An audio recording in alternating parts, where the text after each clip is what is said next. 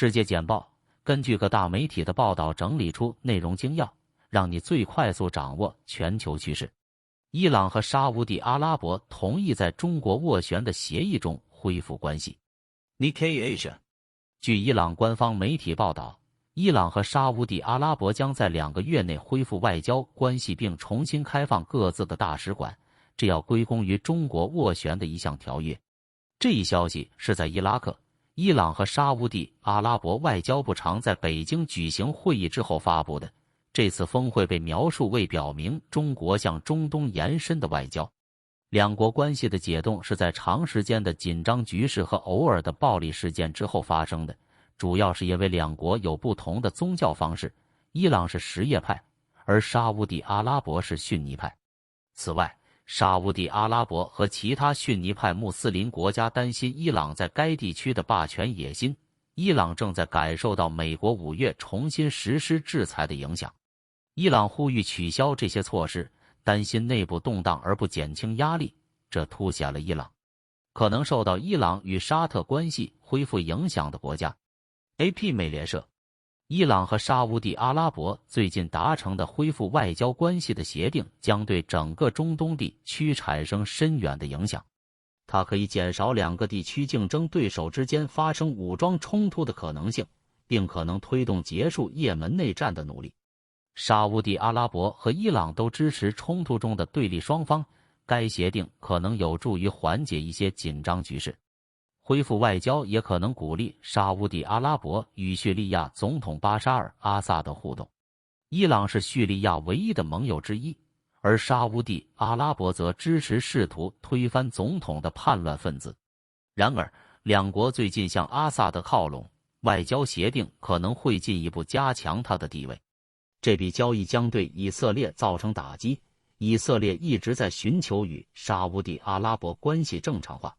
这可能会让以色列感到更加孤独，特别是如果他决定对伊朗的核计划进行军事打击。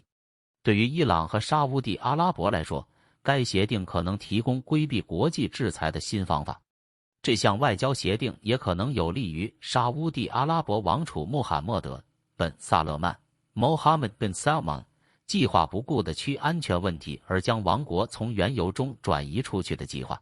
关于伊朗沙特协定需要了解的内容。NY Times，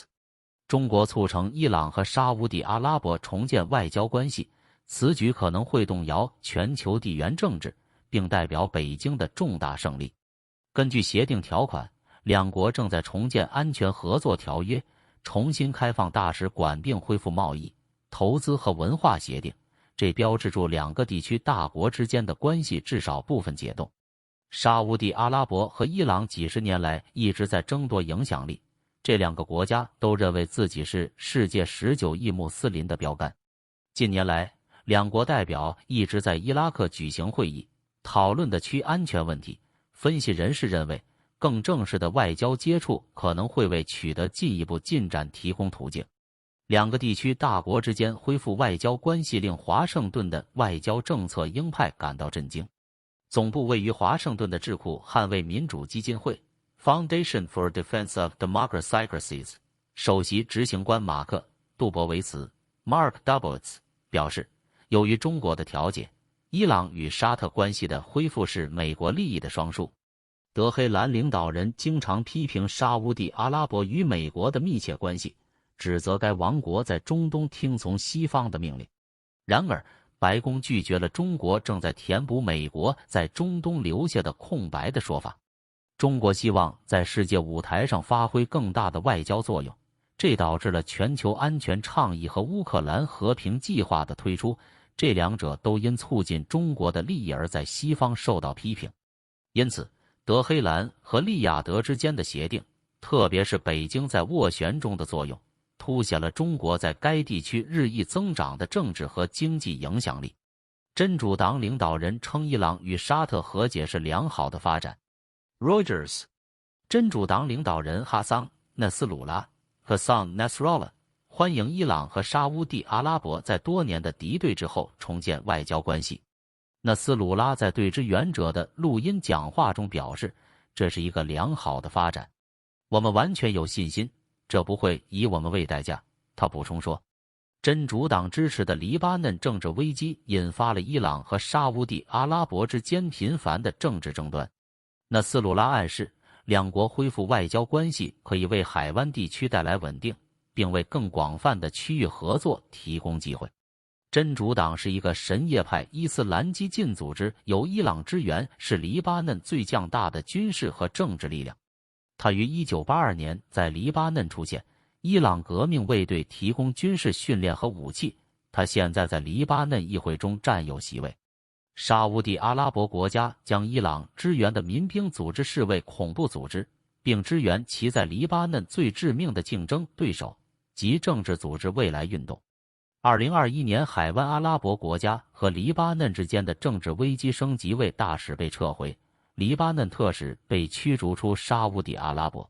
沙乌地阿拉伯和伊朗在该地区的影响力仍然不平衡，修复外交关系的一小步，距离解决他们之间的潜在冲突还有很长的路要走。伊朗目前支援与德黑兰结盟的叙利亚政府，而沙乌地阿拉伯一直支援想要推翻巴沙尔·阿萨德总统的叛乱分子。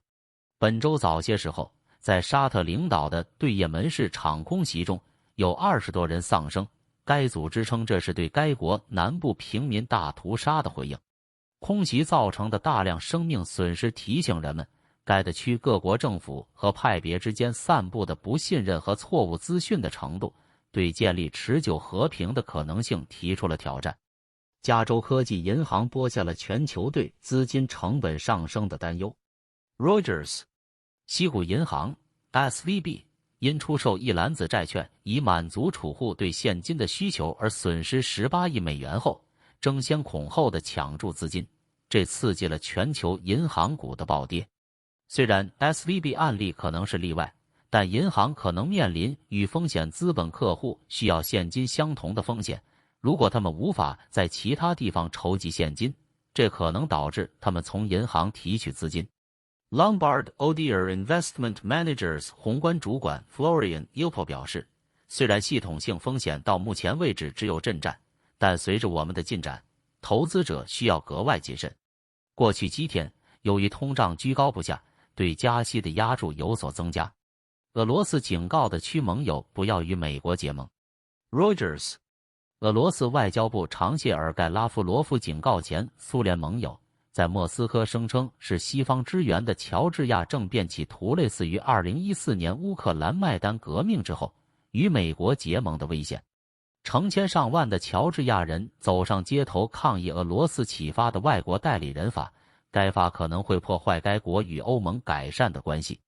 拉夫罗夫的评论表明，自普京于2014年2月向乌克兰派兵以来，莫斯科担心在与邻国和传统盟友发生冲突后权威减弱。